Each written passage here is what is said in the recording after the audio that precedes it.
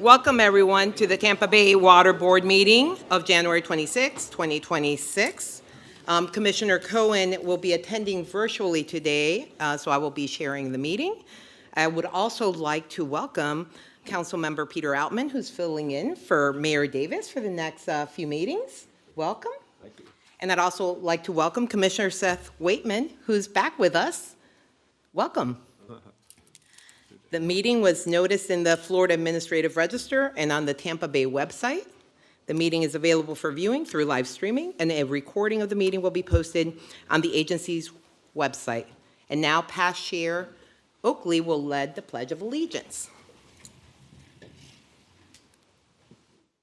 Allegiance to the flag of the United States of America and to the republic for which it stands, one nation, under God, indivisible, with liberty and justice for all. Thank you, Commissioner Oakley. Krista, can you please have a roll call? Yes. Commissioner Cohen? Do we have them? Can we hear you?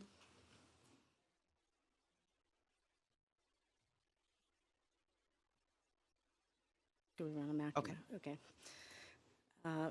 Councilwoman Hanowitz? Here. Commissioner Eggers? Here. Mayor Davis? He's excused. Altman present. Yes, I have you there. Sorry. Councilman Miranda? Here. Commissioner Oakley? Here. Commissioner Waitman? Here. Commissioner Woolstill? Here. Commissioner Peters? Here. And Mr. Altman? Yes, ma'am. Thank you. We have a quorum. Yes. Okay. We open up our regular meeting. Are there any agendas to the meeting agenda? Any changes, I mean? No changes? Okay. We move on to public comment. Each speaker will have 3 minutes to speak. I have 2 cards here in front of me. First up is David Ballard Geddes, Jr. Good morning. Hi, good morning. David Ballard Geddes, Jr. I live on Georgia Avenue in Palm Harbor. The residents received a mailer from the Pinellas County last month requiring the homeowner to replace our water pipes under our homes, stating in this letter that it's there to notify us that of the material interests of the county in replacing our water pipes on our side of the meter. The letter is to inform the residents that every household is now subject to new material regulations affecting the material fashion of our water lines, claiming that we are required to replace our water lines, which are now the material property of the county's water system, citing that lead in our water pipes as being the reason behind the required replacement of the water lines under our home. The county knew good and well that lead was an issue when they originally designed the water system throughout the entire county. The Roman Empire, 600 years ago, suffered from lead poisoning in its water system. And what about the mercury? I made a video 15 years ago concerning the county not testing for mercury on its consumer confidence report.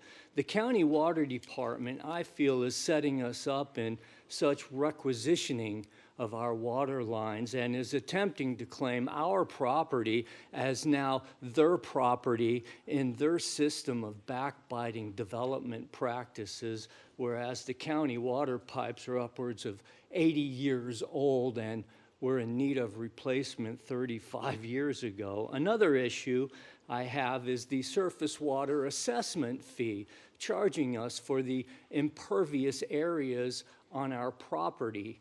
Common sense tells us that with all the old Florida cracker homes being built up off the ground and the county in its development practices building houses directly on the ground, covering the surface, paving over everything, the county again is setting us up with its staged development practices, standing us on our heads with their improper development, intending to create such rainwater ad valorem charge. The surface water assessment fee is not a ad valorem tax lien. It's not even based on the millage rate. The so-called rainwater levy creates a third-party mortgage against our property, which serves as the beginning of a foreclosure proceeding against all the residential homes, tapping into the title of our property in such rainwater tax on the ad valorem as recognized in Pinellas County Ordinance 97103, Section 126.509A. That's called carpetbagging.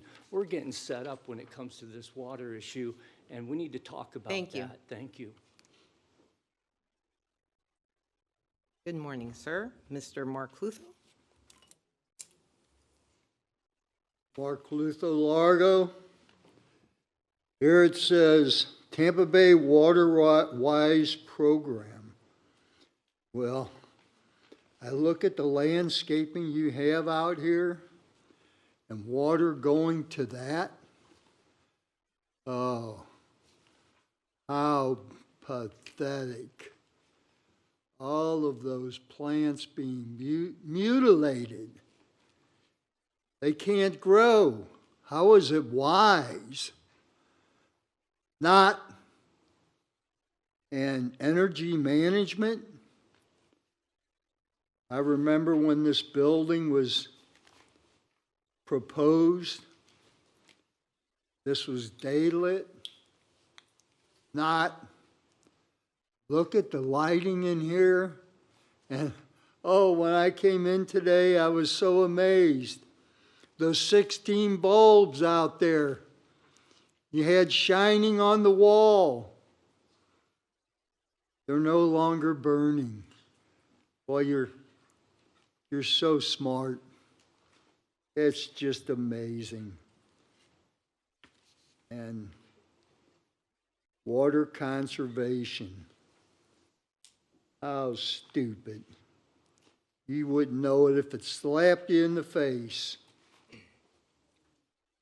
We have the headlines. Trump EPA moves to repeal scientific finding that allows climate regulation. Oh, we're in for hell. It's coming. It's coming. And I just laugh every time I read this headline. Tampa Bay Water wins $21 million against forever poison producers in settlement. Boy, you guys are good. I mean good. And the headline here, the world is now unavoidably toxic. You bring that to us. And the researchers dodge icebergs and seek ocean tipping point. Coral reefs at point of no return, report warns. And this headline here, how close are the planet's tipping points? Well, you know all about that. And then these species now extinct, a snail, a bird, and a shrew. Well, you just keep bringing us closer and closer to the brink. You're so damn stupid. Thank you. We have a consent agenda before us. Board members, if there are no items that are going to be pulled, I entertain a motion and a second. Move approval. Second. We have a motion and a second. Clerk, if you can please open the machine for voting. My system's lagging a little. I'm sorry. Who was the motion? I believe Wassel was first, and second was Commissioner Waitman. Oh, okay, I can read. And Commissioner Cohen, can we have your vote? The screen's not coming up. No, mine either.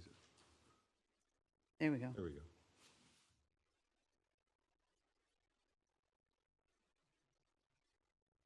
we have all the votes?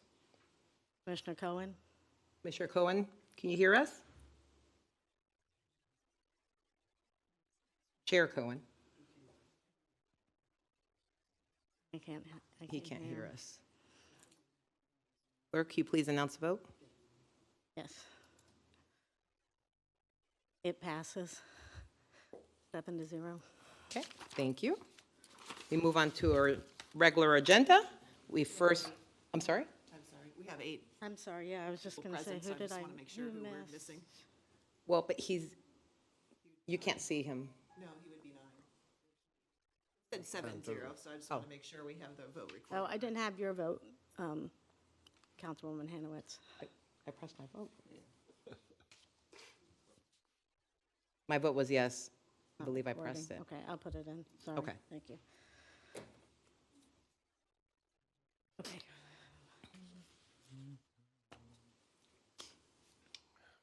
Okay, Do you have the vote, clerk? ma'am, I hit save, I'm not sure why. Okay, okay.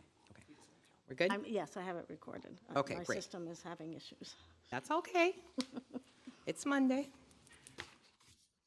Okay, we'll start off with the general manager's report, which is item B1, and it's going to be presented by our general manager, Chuck. Thank you, Madam Chair, and good morning to everyone. It's good to see you. It's been a little bit since we got together. My report will be briefer than usual because I usually go over the operations of the agency, but that will come later under D1 when Warren gives the supply and demand report. I did have a couple of things I wanted to share with you. We did get our annual dividend check from the With Lacucci River Electric. We are part of that cooperative. And so in December, we have been receiving about close to $100,000 for quite a while. And so this year it was $96,000 and change. So I want to thank them. Also, the performance audit and the management study, the study we do every 5 years, is being concluded. And it's in the final draft stages. And they are set, and I'm talking about Baker Tilly, who is the consultant you hired. They will present their findings at the February board meeting, so we look forward to that. Also, staff here is working very hard on putting together the 2027 budget, and so we do this quite early. Here it is in January, but we want to get the wholesale rate to each of the members so that we do not hold you up in your budgeting. And so they planning to meet with each of the staffs at each of the members in the month of March. And our plan is to have a workshop at the April board meeting and then return at the May board meeting for final approval of the budget. I did want to mention next month again, it would be the election of officers, so I wanted to put that out there for you to be thinking about that. We do have some community slides over the last 2 months. This is a slide of at the STEM Explorer Fest. That was at Largo Central Park just recently. It was last Saturday, I believe. Also, earlier this month, I participated with the Leadership Tampa Bay Pasco County Day. It was called the Power of Access Panel. Along with Commissioner Waitman was there, and our communications manager, Brandon Moore, also was there.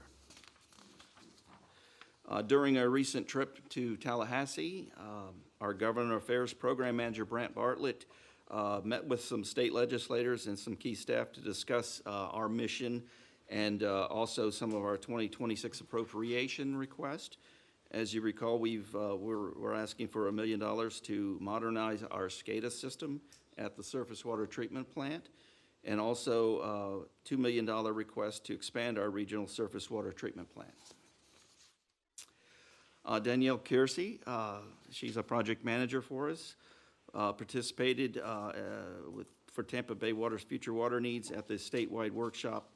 It highlighted our 2023 long-term master water plan and our strategies for meeting demand. And with that, I'm happy to take any questions. Any questions, board members? Well, thank you so much, Chuck, for the update. I have to say you came to St. Pete City Council and did a presentation. It was nice to see you, and Paul Stanek was there, and also Brant Bartlett was there. And the City Council in St. Petersburg really appreciated the update on what's happening at Tampa Bay Water. Thank you. And like I said, I didn't mention too much, but I did make all 6 member government meetings, finished that up just last week. And so I enjoy doing that, and I will be happy to participate and come to your meetings anytime you need me to, but I like to make myself available to answer any questions from your other board members. Great. And then actually in St. Petersburg, there were some questions, and you did a great job at making sure that everything in Tampa Bay Water is good, and we're doing a good job at keeping the water flowing. So much appreciated. Next up, we have item B2, and we're going to be hearing about this item by Brant Bartlett, our Government Affairs Program Manager. Good morning. Good morning, Chair, members of the board. As mentioned, my name is Brant Bartlett. I am the Government Affairs Program Manager here. Today I'll be presenting agenda item B2, Tampa Bay Water's Legislative and Grant Funding Program Update. Just as a brief refresher, this slide shows the makeup of our legislative team. We continue to work closely with both state and federal consultants to monitor new legislation for implications to Tampa Bay Water, as well as to advance our funding priorities. Joining us today via Zoom, we have all of our consultants with us to give a more detailed update. First, we'll be hearing from Mr. Peter Dunbar with Jones Walker to provide an update on the state legislative session, followed by Mr. Matthew Blair of Corcoran Partners to give us an update on our appropriation requests. And lastly, we have Mrs. Mary Beth Nassif and Mr. Paul Cambone to provide us with our federal update of Jones Walker.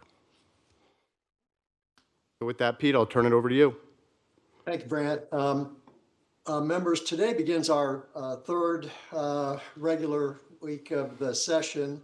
All the member-sponsored bills are now in the system, and we provided late last week an update status memo on those pending issues that potentially touch on us. Let me summarize them briefly. There are several water-related issues. 6 of those deal with the relationship between a municipal system and those customers that might be outside the municipal boundaries. It's an issue that's been debated now for several sessions in a row. There are a couple of issues that relate to PFAS regulation, and finally one with regard to wastewater quality.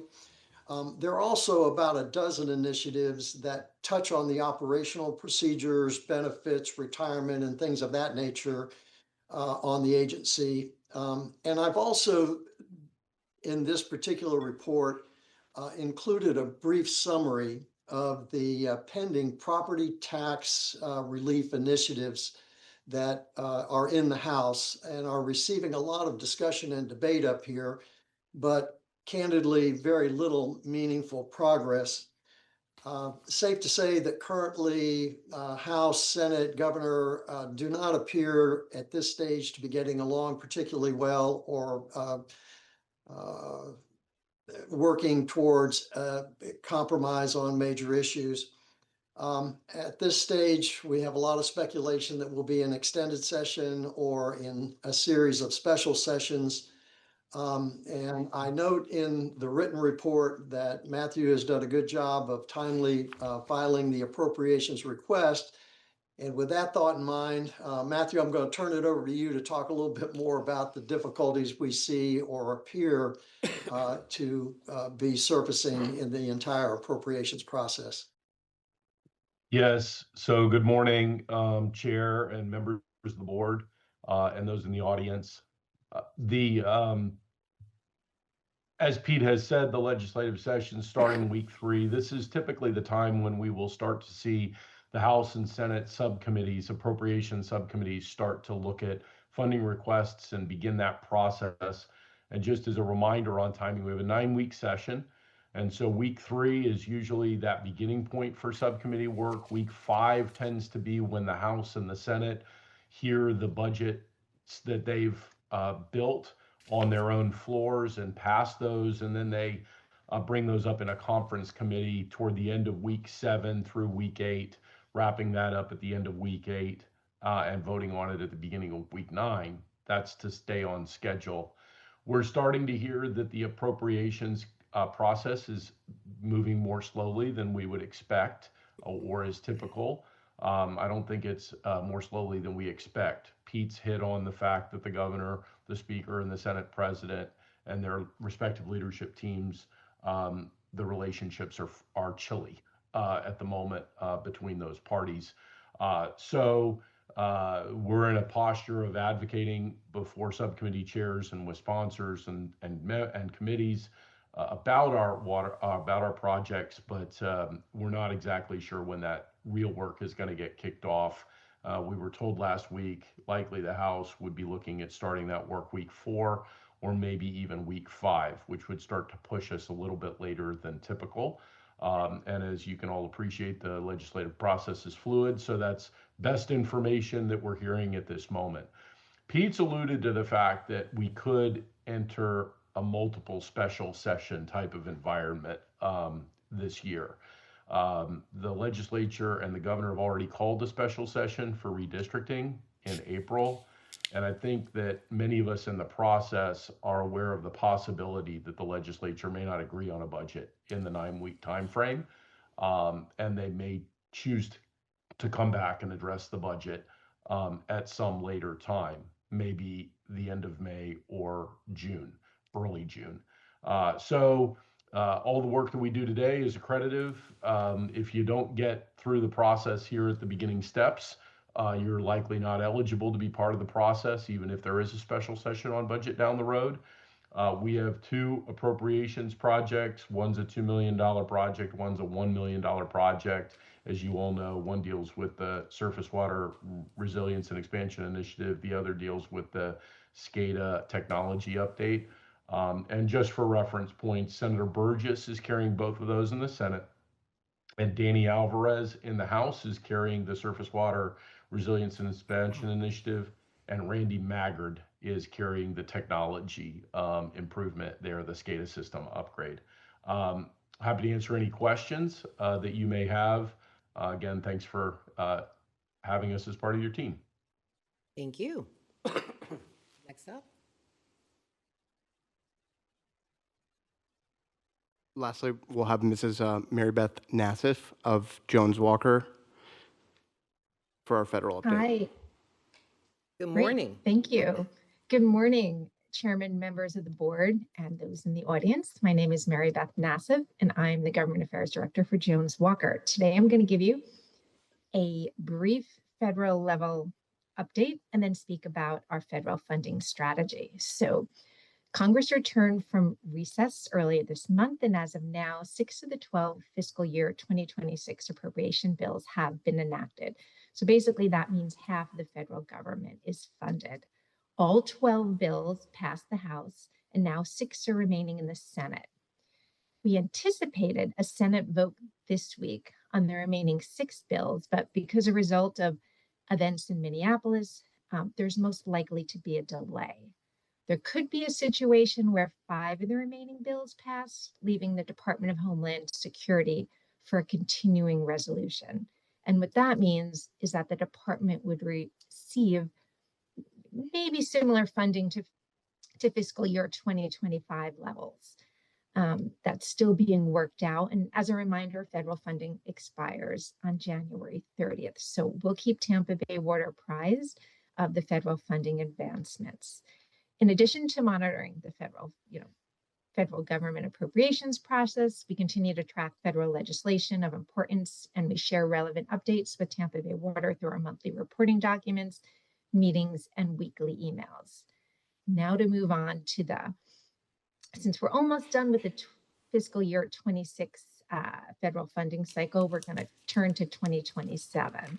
So since we began working together since last October with Tampa Bay Water, we've been strategizing on possible funding mechanisms. One of the ways we believe we can secure a larger amount of funding over a longer period of time compared to traditional earmarks is through the Water Resources and Development Act, or this is referred to as WRDA. And WRDA authorizes studies, projects, and provides authorization of funding within the U.S. Army Corps of Engineers to civil works missions and areas. And our timing is perfect. The House Committee Submissions window for WRDA opens on January 12th, closes around the end of the month, making this an important near-term opportunity. So Tampa Bay Water and Jones Walker have completed and submitted a request of 5 House members, and we will shortly follow up with the Senate subcommissions with their submissions. We prepared and submitted proposed bill language requesting authorization of up to $100 million under the U.S. Army Corps of Engineers and Environmental Infrastructure Program, and this authorization would provide credibility to Tampa Bay Water to pursue future federal appropriations for water supply, storage, and treatment infrastructure projects across Tampa Bay Water Services area. Any future funding would remain subject to congressional appropriations and standard federal cost share requirement, but places a higher likelihood of success to receive appropriations once the language becomes law in WRDA. So let me just explain quickly how this works. First, the first step is to secure the authorization in the WRDA bill. It's not funding, it's the authorization to spend up to that amount. And then we would go back to the Appropriations Committee, having that WRDA authorization, and then seek the funding. We'll continue to work with members and senators to advocate and support for these Tampa Bay water requests. And in addition to seeking WRDA funding, we're also going through the earmark process. And we've identified 2 potential earmarks, one with Tampa Bay Water's capital improvement projects. And these are, the surface water treatment plant expansion and South Hillsborough Water Initiative. So we're in the process of submitting these requests, and we'll work with the House and the Senate for submissions. And the funding requests are usually under $5 million per project. And additionally, we plan to conduct personal visits with member offices in the spring to further promote our WRDA and community funding project request. And with that, if you have any questions, we'd be happy to answer them. Thank you. Board members, any questions? I don't see any questions. Well, thank you all so much for the update, Mr. Bartlett, Mr. Dunbar, Mr. Blair, Ms. Nassif. It's good to know that you're doing the work out there to make sure that we can get all the funding from the state and federal level. And I like the update on the Water Resources Development Act and telling us where you're at on that and trying to get, that's a large sum of money if we can get that. So thank you very much. Thank you. Thank you. Next up, we have B3, Brandon Moore, Public Communications Manager. Good morning. Morning, Madam Vice Chair, board members. So today I'll give an update on the 2026 Water Conservation and Protection Mini Grant Program, and we'll announce the grant recipients. They're all here with us today. So no formal action is required from the board, but at the end of the presentation, we'll invite you down to take photos with them in the big check. So this program funds community groups, nonprofit groups, schools, and universities for activities that help conserve and protect our water resources regionally. $2,000 to $10,000 is available per organization for projects in Tampa Bay Water's service area. And thanks to the board's ongoing support, we continue to provide organizations in our region with resources to make a positive impact on our environment and our water resources, which is a great public service to the residents in Tampa Bay. I'd like to give you just an idea of the impact of the 2025 projects quickly. We reached roughly 50,000 people, and more than 13,000 of those were in-person, hands-on experiences. We included more than 60 workshops, events, webinars, and classes. We engaged more than 400 volunteers to help make these projects come to life. And we distributed 30,000 curriculum-based tabloids to 89 public schools in Pinellas County. And we removed nearly 10,000 pounds of trash from our waterways. So after the board's request to expand the program in 2024, we're now in the second year with increased available funding and increased scope that includes water conservation as well as source water protection projects. And we're receiving really high-quality applications, which is encouraging. So we're seeing the strong alignment with the intent of the program as organizations really focus on the water conservation and protection elements of what they're doing in their projects. This year, we received 29 applications requesting more than $226,000. So it was a tough decision, but 7 projects were selected to receive grants this year. So I'm happy to announce that our recipients for the 2026 Water Conservation and Protection Mini Grants are Florida Polytechnic University, Girl Scouts of West Central Florida, Marine Exploration Center, Pinellas Diaspora Arts Project, Tampa Bay Times Newspaper and Education, Tampa Bay Waterkeeper, and the Wellswood Civic Association. So I'll now invite a representative from each organization up to tell you about their projects, and then once they've all had a chance to address the board, we'll invite you down to take the photo. So first up is Florida Polytechnic, and they'll receive $5,000 for their Water Education and Green Outreach Program. And Dr. June Kim is here to tell us about this project. Also accompanied by Ms. Jay Smith. Good morning. Good morning, Chair, board members, and distinguished guests. Thank you for the opportunity to be here today. My name is Jun Kim. I'm an assistant professor at Florida Polytechnic University. And right next to me, Ms. Jay Smith is the director of the grant administration at Florida Poly. On behalf of the university, we sincerely thank you for this honor and for the confidence in our work. We are grateful to the selection committee for recognizing the collective efforts of our faculty, staff, and university students, as well as Hillsborough County Public Schools STEM teachers, students, and parents. This grant enables the university to support K-12 education and advance the solutions that are rigorous, practical, and responsive to real-world water challenges. Our WIGO, Water Education and Green Outreach Program, will focus on drinking water sources, treatment processes, and conservation practices by providing high-quality, hands-on learning experiences to schools in Tampa Bay. This program integrates three components: knowledge-building lessons, hands-on water treatment experiments, and guided tours to the university's most advanced water research labs, as well as Tampa Bay Water's innovative treatment facilities. These experiences will help students understand our community-based water supply system and expose them to state-of-the-art water treatment technologies.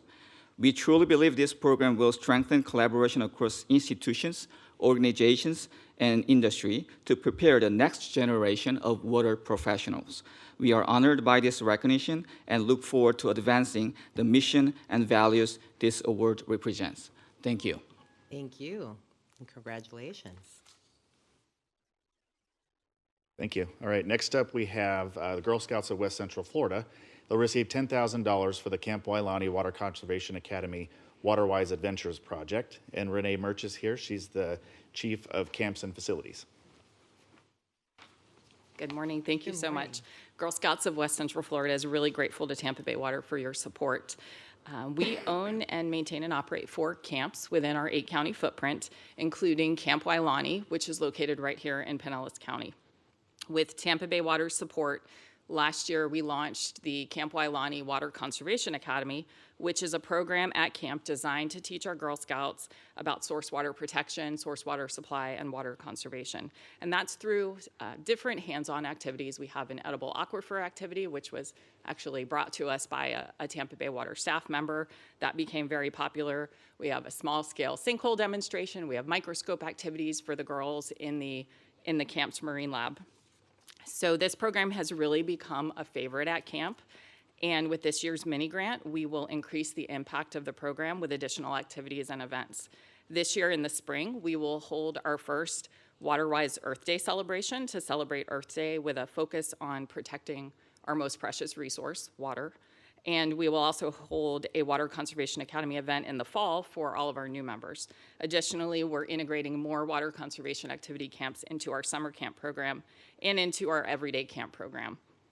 Camp Wailani hosts over 7,000 visitors every year, and they each have the opportunity to participate in program during their time at camp.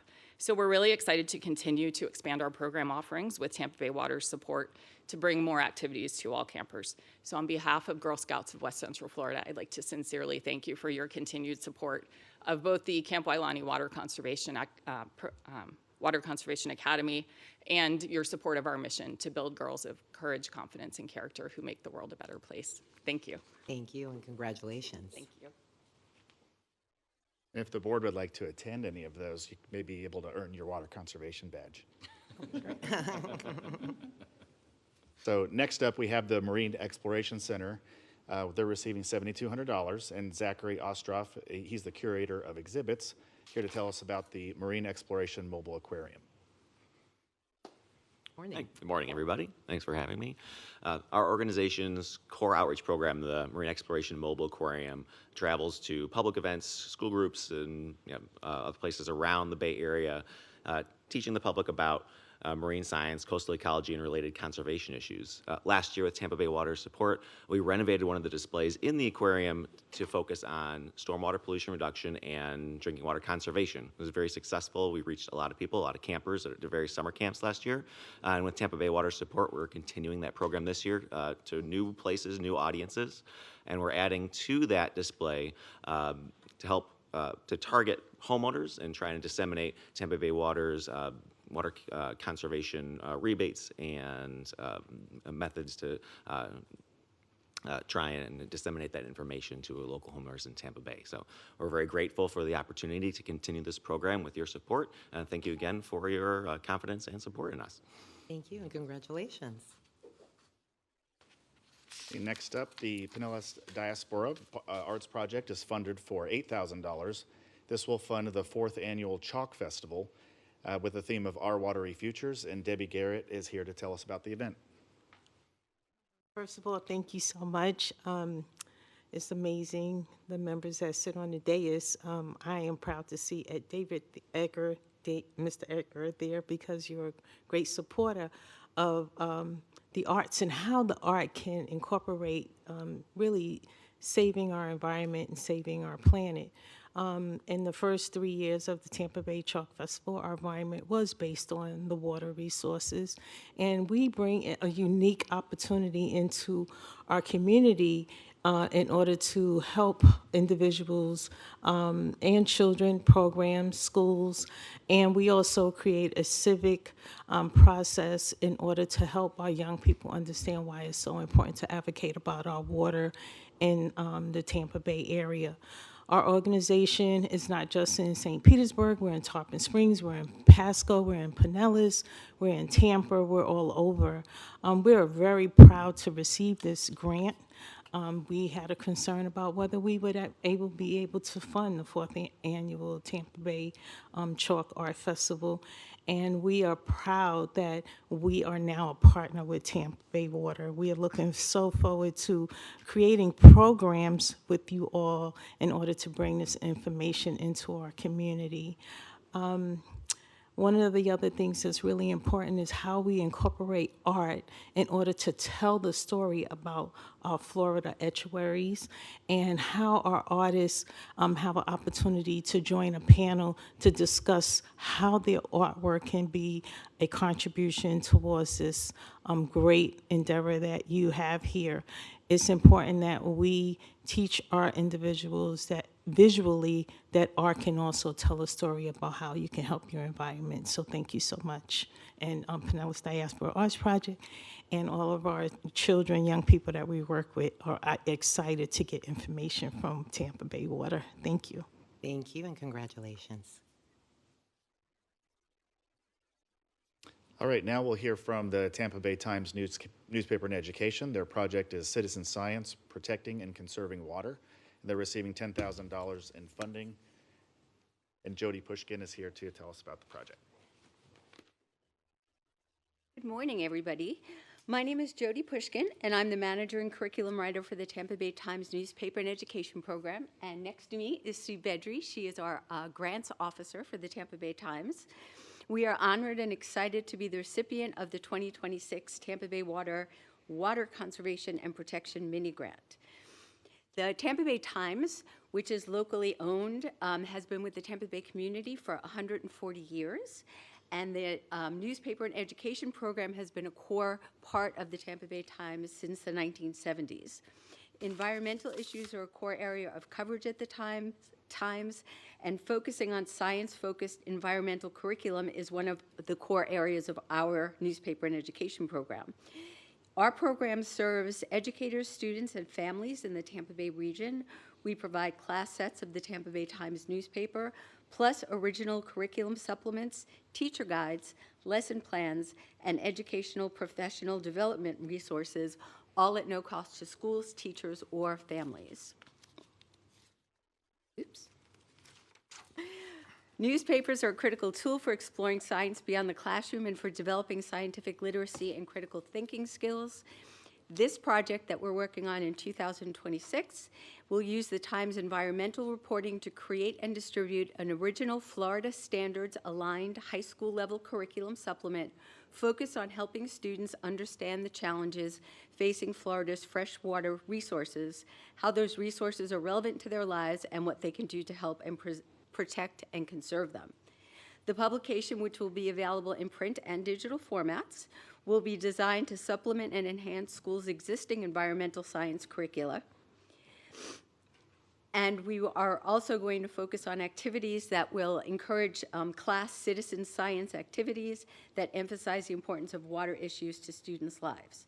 The print publication will be distributed to science teachers in all 100 public and charter high schools in Hillsborough, Pinellas, and Pasco counties. Additional copies will be available for other educators of any grade level, as well as community members. In addition, we are going to host a professional development webinar, which will focus on integrating the curriculum into existing environmental curricula. Last year, we had a wonderful webinar, and we wanted to thank Warren Hogue again for being our representative from Tampa Bay Water. The purpose of the project is to connect the dots between the environmental protection, healthy drinking water, and human health. We are very grateful and very honored to have a continued partnership with Tampa Bay Water. Thank you. Thank you, and congratulations. Thank you. All right, next up, Jordan Grard is the program manager for Tampa Bay Waterkeeper, and their project is Colors of the Bay, educational kayak tour series, and they're funded for $8,800. So Jordan is here to tell us about that kayak tour series. Thank you. Hello. My name is Jordan. I am the program manager for Tampa Bay Waterkeeper. If you're not familiar with us, we are a local nonprofit and we advocate for clean water. We are under something called the Waterkeeper Alliance, which is a global network of waterkeepers around the world. There's over 350 of us, and all of us advocate for our local watersheds. So there's 15 here in the state of Florida, and we represent the Tampa Bay watershed, so Hillsborough, Pinellas, and Pasco County. And our mission is to protect, improve, and preserve the Tampa Bay watershed.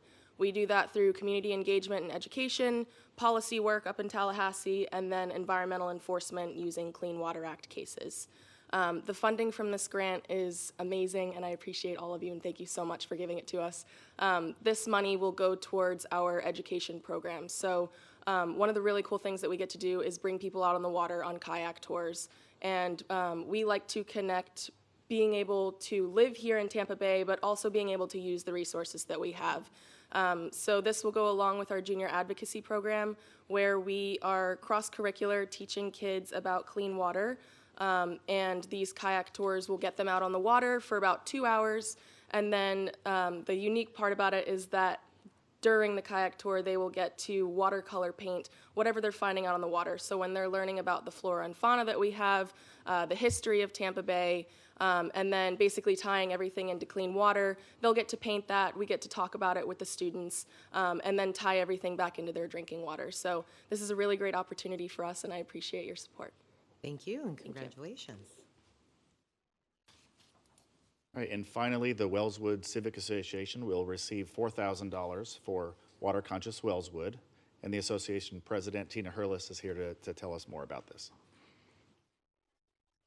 Good morning. Morning, board. I have with me our secretary, which is Kitty Wallace. She's also our gardener extraordinaire. First of all, thank you so very much for this opportunity. We really are looking forward to what this grant is going to be able to do for us.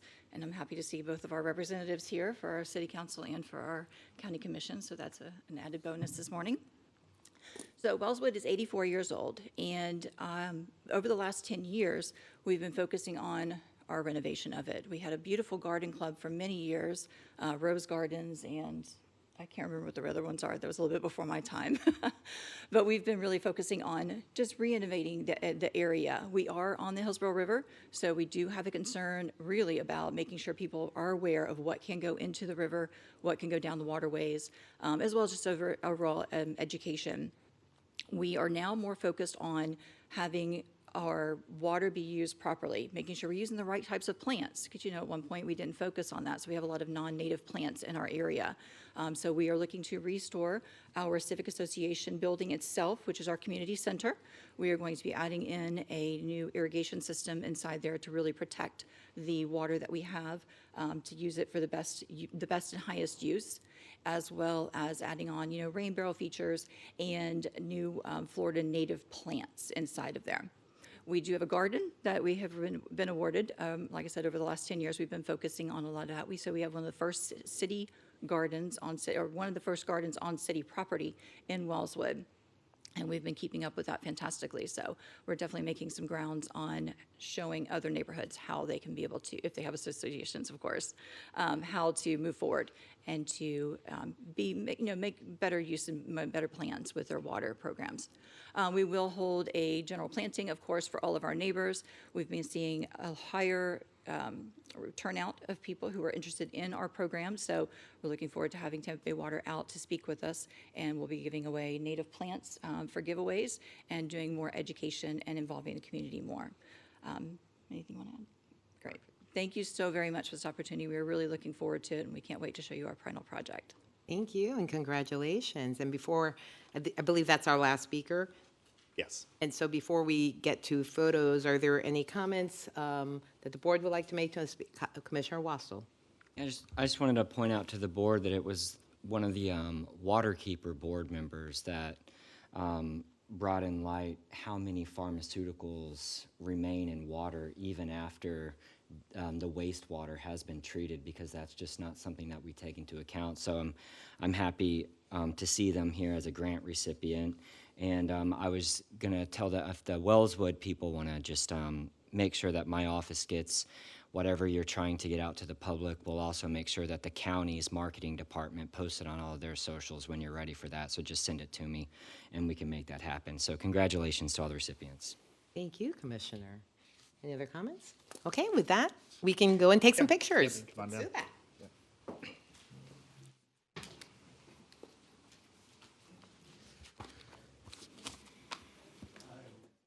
Okay. Yeah.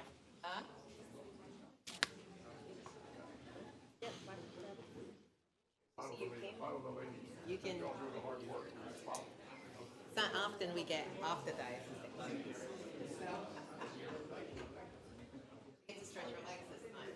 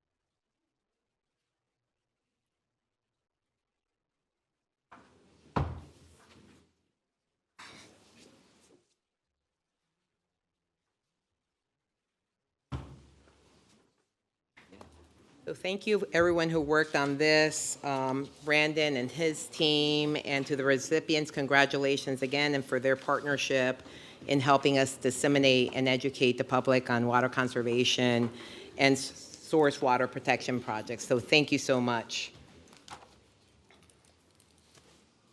11-year. Giving everyone a moment. Got seats now. Okay. Next up is B4, and this is going to be presented by our General Counsel, Ms. Fernandez. Thank you. Good morning, everyone. So this is an update to a policy that was originally adopted by the board in 2011. It's a delegation of certain authorities related to primarily legal matters, settlements of lawsuits, and other real property issues. It would originally delegated the authority, monetary authority, to the general manager in the amount of $50,000. That was in alignment with his purchasing authority at the time. His purchasing authority has been revised twice, including at the end of last year, but this policy has not been updated to keep pace. So primarily what this update accomplishes is bringing his authority under this policy related to legal matters equivalent to his authority for purchasing. Move approval. We have a motion by... Second. We have a motion by Commissioner Peters and a second by Commissioner Wastel. If you can please open the machine for voting.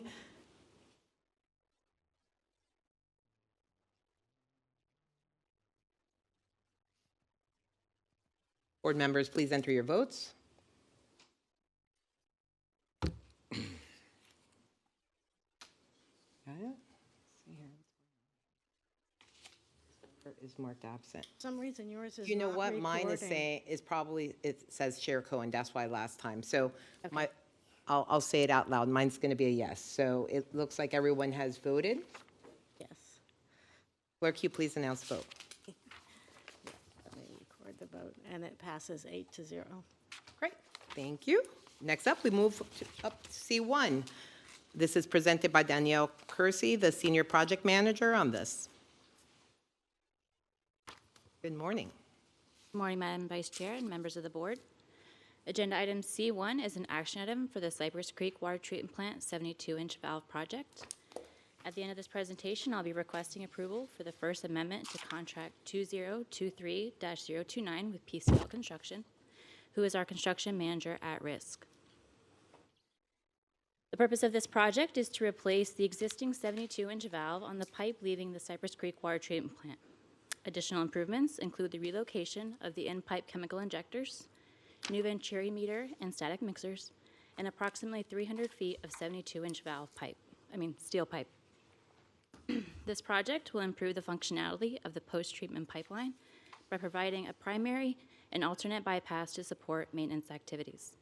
This project also includes a new post-node analyzer building.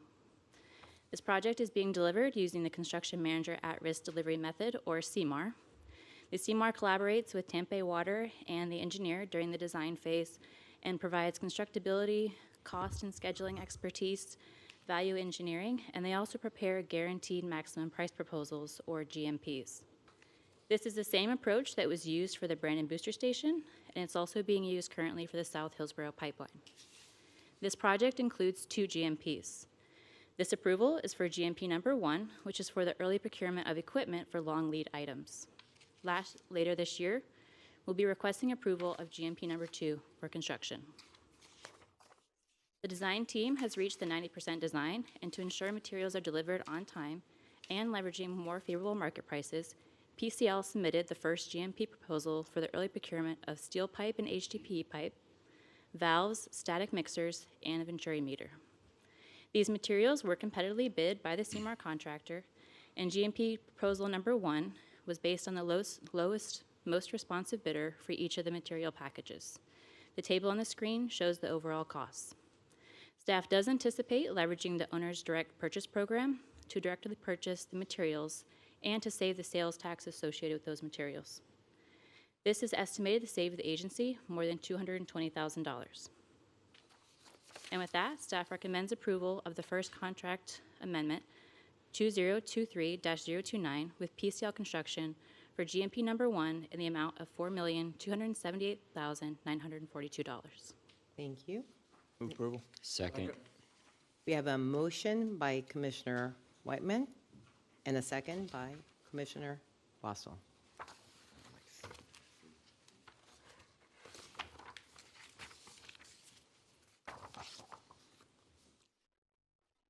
Board members, please enter your votes. Seeing that all present board members have voted, clerk, can you please tally and announce the vote?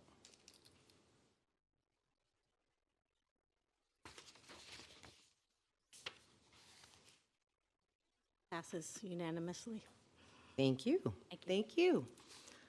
Next up, we have for presentations and reports, the first one up is D1, and it's going to be presented by Warren Hogg, our Chief Science Officer. Good morning. Good morning, Madam Vice Chair, members of the board.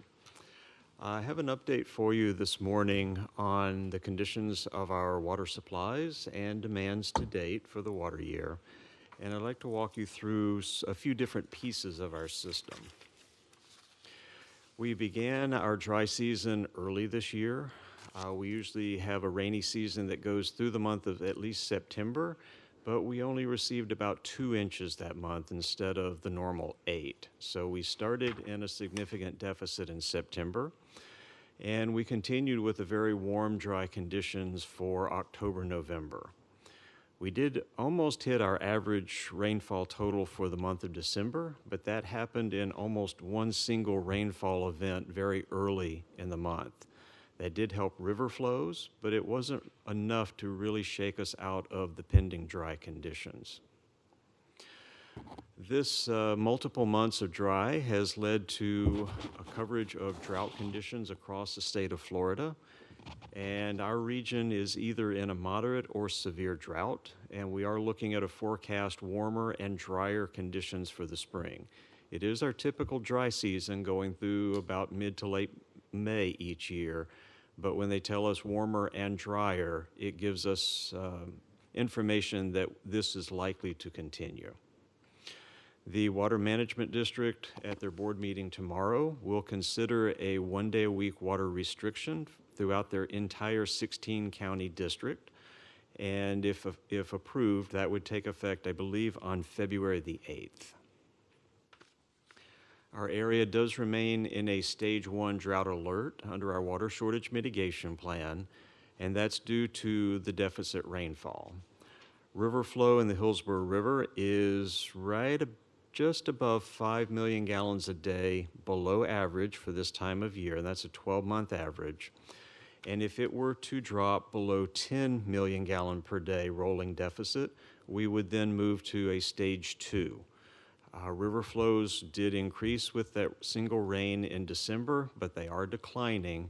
We do expect to move into a higher level condition as we move through the spring dry season. The agency delivered 208.16 million gallons a day to the members for the first 3 months of the fiscal year. Due to the weather, that was almost 9 million gallons a day higher, or 4.5% higher than the same 3 months in the prior year.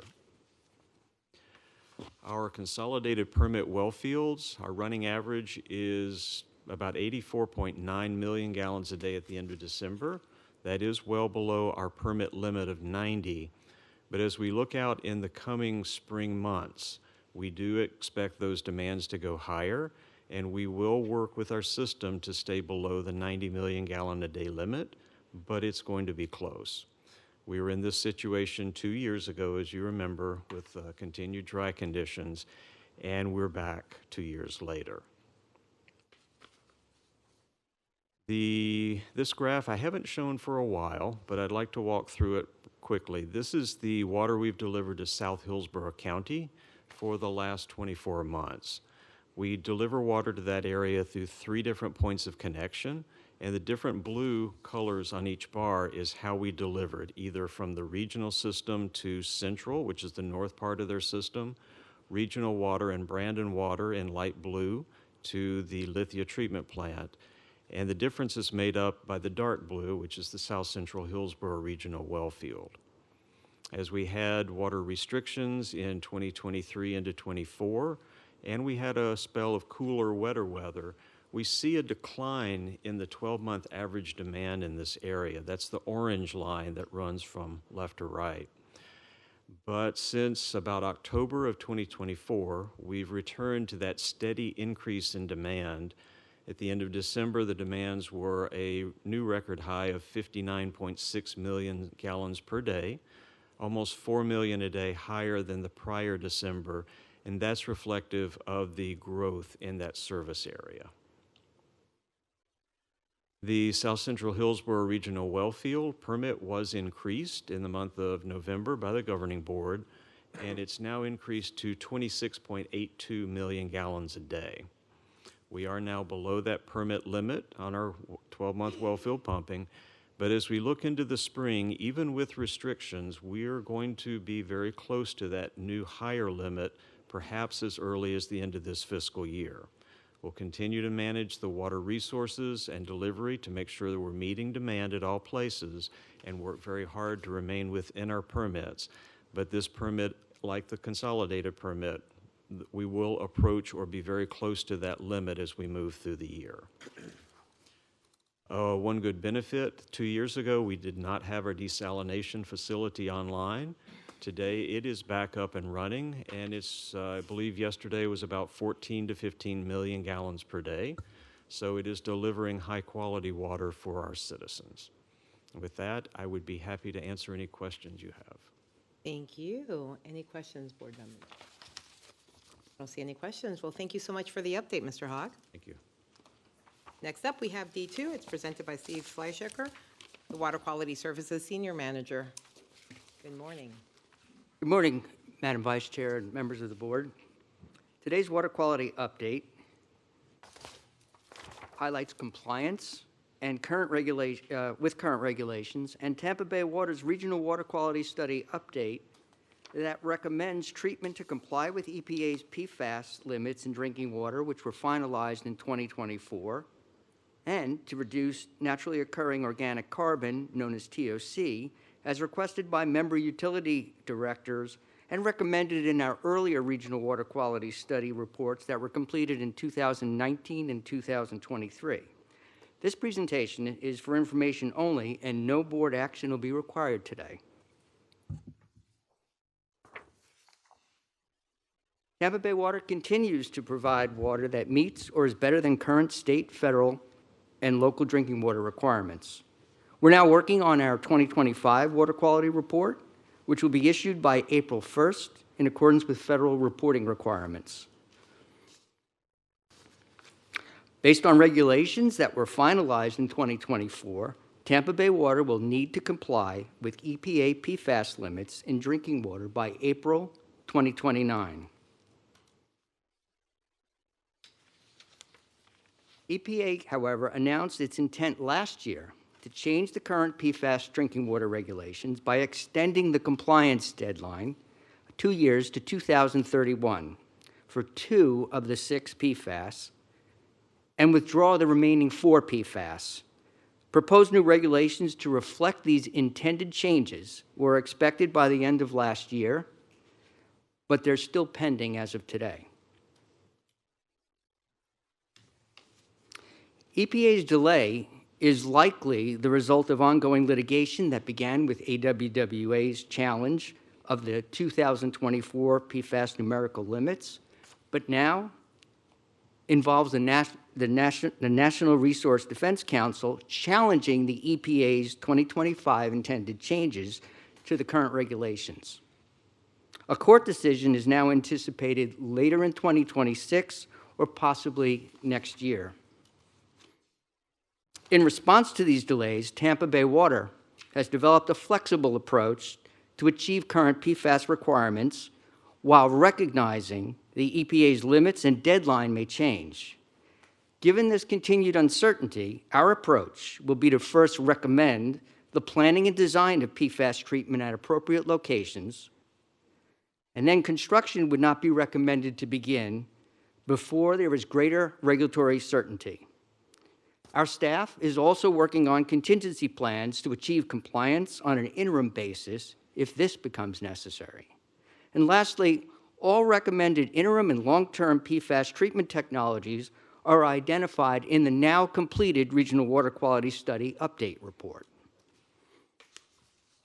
As presented during past presentations to this board, 3 of our regional delivery locations showed 1 PFAS, perfluorooctane sulfonic acid, known as PFOS, at levels slightly higher than the EPA limit. To achieve compliance, the Regional Water Quality Study Update recommends PFAS treatment at 3 Tampa Bay water treatment locations shown by orange stars on this graphic and identified with corresponding treatment technologies that are also shown on this slide.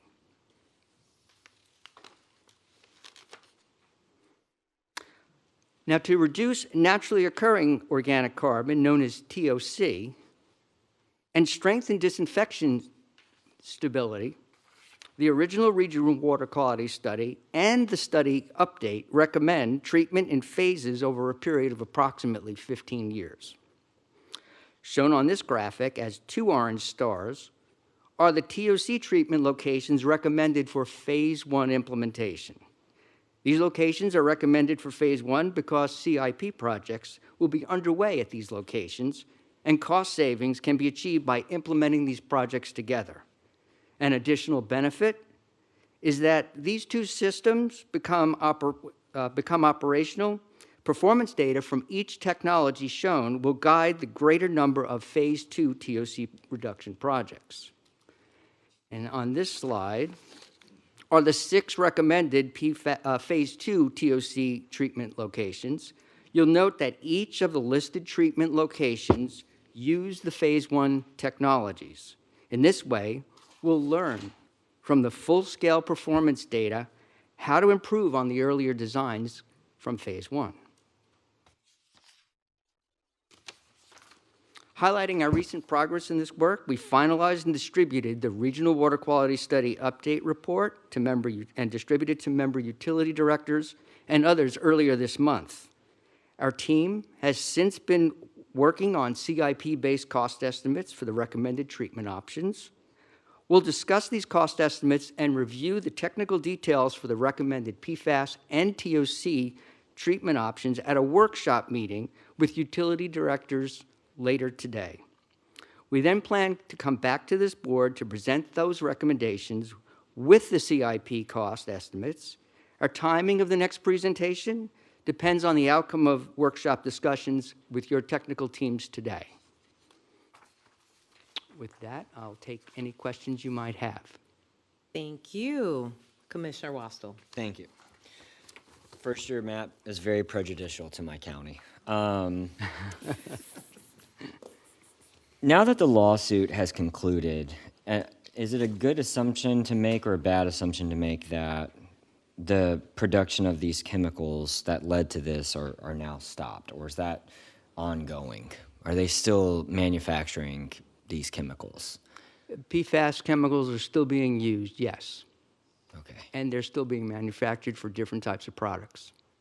So are we going to like keep suing and then just keep getting rewards down the road, or do we know?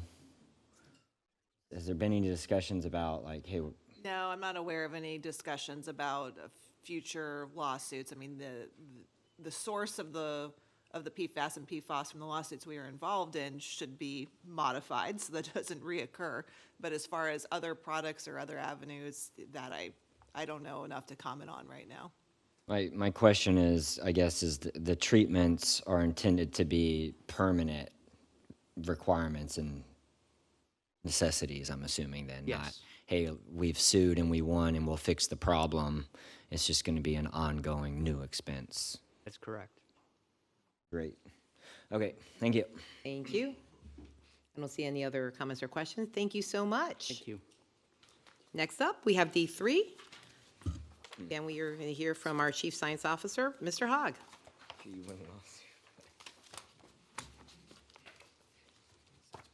So again, Madam Vice Chair and members of the board, Mr. Carden has been reporting to you in recent board meetings that our staff has been meeting and talking with the City of Tampa staff about the status of their water use permit renewal. I would like to give you a summary of these discussions and a very high-level concept that we've talked about with the city staff in those discussions. A little bit of background. The city has a water use permit that allows the withdrawal of up to 82 million gallons a day on average from the Hillsborough River. The permit also includes up to 5 million gallons a day from Sulphur Springs that can be used to augment the city's supply or help meet minimum flow requirements of the lower river. And the permit also includes 8 aquifer storage and recovery wells. The continued use of water from the Hillsborough River at this historic quantity by the city is spelled out in Section 3.08 of the amended and restated interlocal agreement. The city's permit expired in December of 2024, and they did file a timely permit to renew that. And the application requests a continuation of withdrawal of up to 82 million gallons a day from the river. It states that additional water will be purchased from Tampa Bay Water, and it asked the Water Management District to work with them on conditions to see if there's ways they could use high flows from the river to maximize the storage in their existing 8 aquifer storage and recovery wells. As I mentioned, we've been meeting and talking with the city staff over 2025 on a high-level concept of how we could potentially use the ASR aquifer storage wells as a regional facility. The concept we've discussed is that the city would renew their water use permit to continue 82 million gallon a day withdrawal from the river for their potable use. The aquifer storage and recovery wells would be separated from that permit and separately permitted jointly to the city and to Tampa Bay Water. This could make the use of these wells and the wells themselves a regional water supply facility. We could maximize the use of high flows in the river after the city has met their 82 or their demands for the year. In the summer, we would then withdraw from the bypass canal, but there's usually much higher flows going down the river to Tampa Bay. If we could jointly harvest a piece of those extra high flows, we could maximize the storage in the ASR wells. They're currently permitted for an average annual use of about 3.28 million gallons per day. The last year of full data, they were only about 20% effective in storing water in those wells, and the additional high water flows and storage could help maximize that as a resource. Under the concept, the city would acquire up to 3.28 million gallons a day of water supply, would be above their 82 MGD authorization, and Tampa Bay Water could have more certainty in not having to deliver spring dry season flows to the city.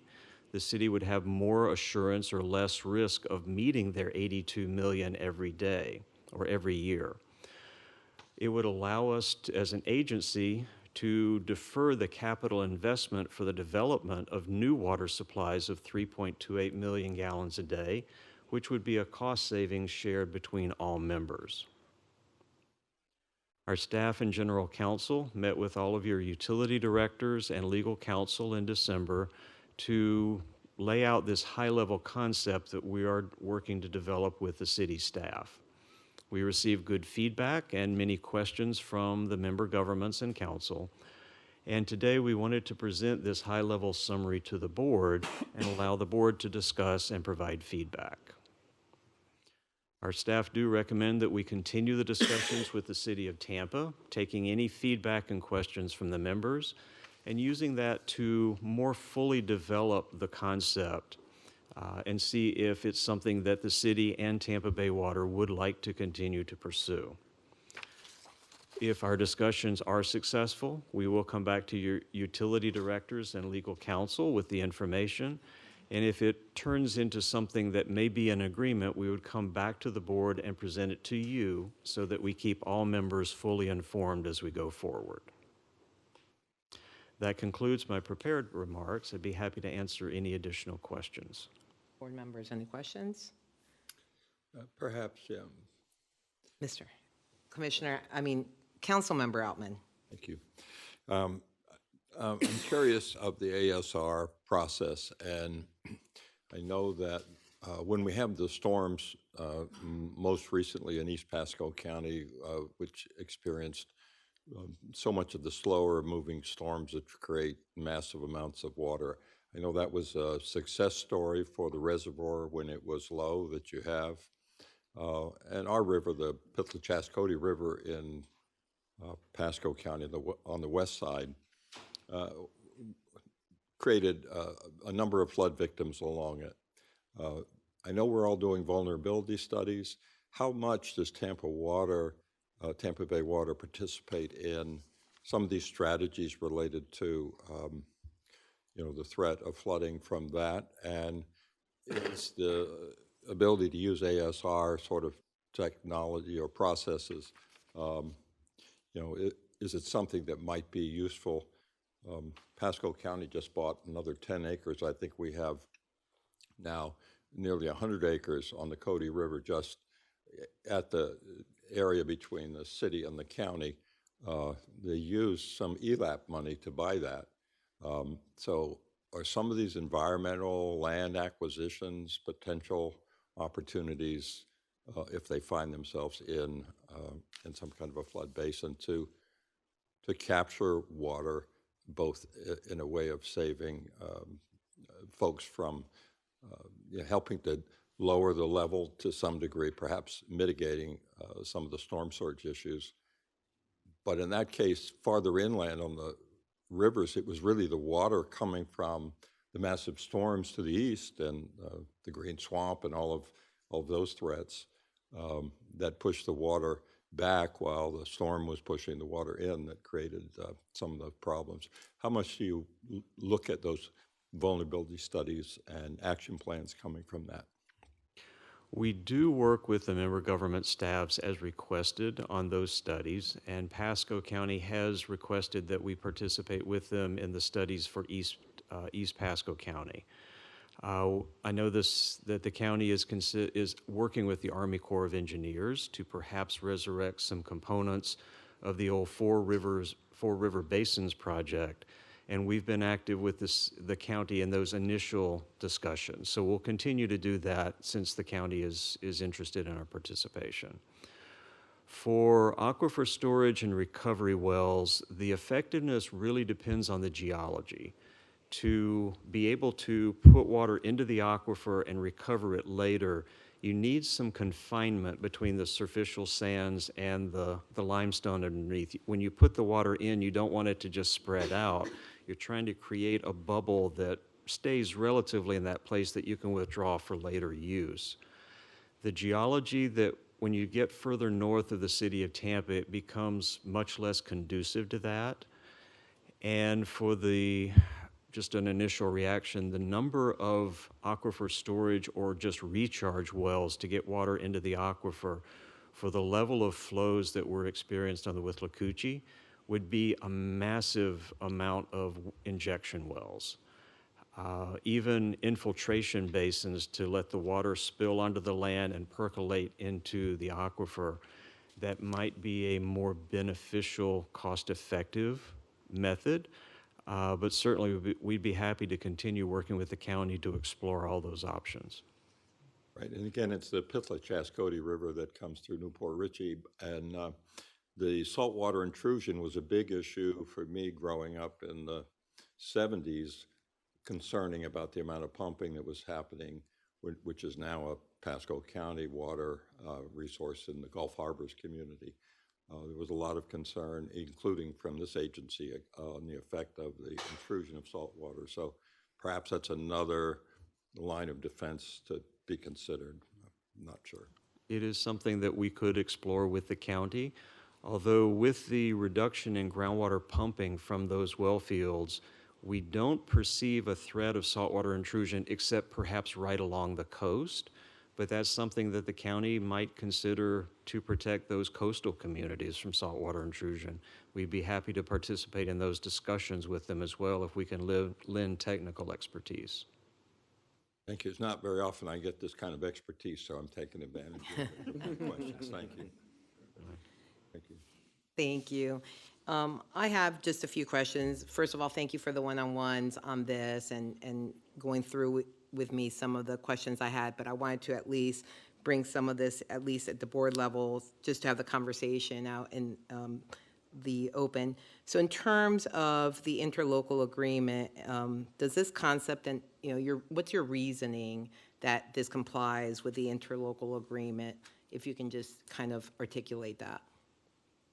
The city's aquifer storage and recovery wells were not in existence at the time of the signing of that agreement, but they were contemplated, and the exploration and subsequent use of those wells by the city was written into the interlocal agreement because that was a project underway. Individual members cannot, and I'll look to Kelly for further guidance, individual members cannot go develop new water supplies on their own, but if co-developed with Tampa Bay Water, with our operational coordination with them, they could be considered as a regional water supply facility, and that water delivered from that resource would go to the member under the uniform rate, minus any operation and maintenance costs that the city had to operate and treat the water. Similar to other agreements we have with other members where if we deliver raw water, that member treats it and there's a credit applied back for that water treatment. We don't believe this opens up any additional risk because this specific facility, the aquifer storage wells, are called out in the interlocal agreement, whereas a new project proposed by a member government is not spelled out. So for that reason as well, we don't believe that we're opening the door to subsequent projects. We're looking for a way of creatively extending the water supply for the region at a cost savings. If we develop this further, we will work with your legal counsel to make sure that everyone's on board, that we are on solid footing. Great. Thank you for that. I appreciate that. And in terms of risk for Tampa Bay Water, because we're a co-permittee on this, just if you can tell us what your evaluation is on that. As we've discussed this with the city of Tampa, and again, it's at a very high level, the city is used to, those wells are integral to the city's supply system. So the city, if we work an agreement, they would continue to operate the wells. We would have joint control over how they're operated, but the city would do the physical work and be responsible for the operation and maintenance of the wells. If the wells do not pan out to be effective, if they're less effective in any given year, the city comes to Tampa Bay Water to purchase the additional water that's needed in the future regardless. If the wells were not in existence, the city would purchase that additional water from us, so we stand ready to deliver and sell the city the additional water that they need in the future. Great, thank you. And the last thing is you're working on the financial terms, so there are going to be some financial terms that are just still being hashed out. We will discuss that and bring that back to the members. Okay, great. Thank you so much. If no other questions, we move on to the next item. Thank Great. you. Are there any administrative matters that the board would like to discuss? If there aren't, then I need a motion and a second for receive and file. Second. So I have Councilmember Miranda for the motion and a second by Commissioner Wastel. Clerk, if you can open the machine for voting.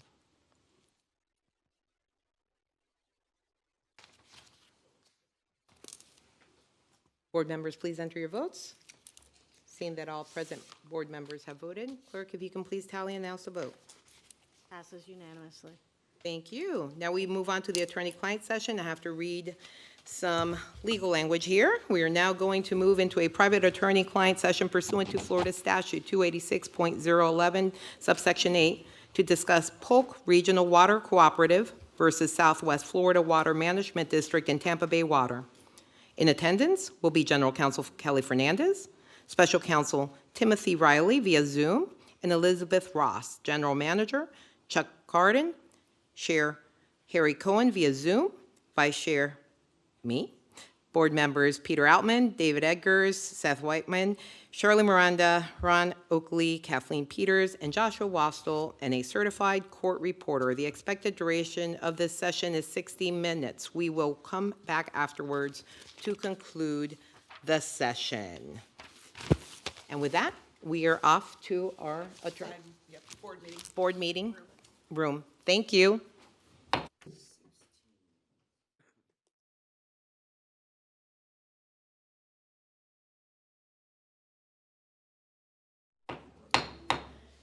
We're back in session at 12:06. The private attorney-client session has concluded and the regular meeting has resumed. Is there anything else for the board? Move approval. Move approval. Yeah, finishing. We have a motion for adjournment in a second. Sorry. Okay. You have to vote on it? Who was second? I'm sorry. You have to vote. We don't have to vote. We don't have to vote on the, yeah, there was a motion. I'm not sure we need a vote. How about this? Meeting is adjourned. There you go.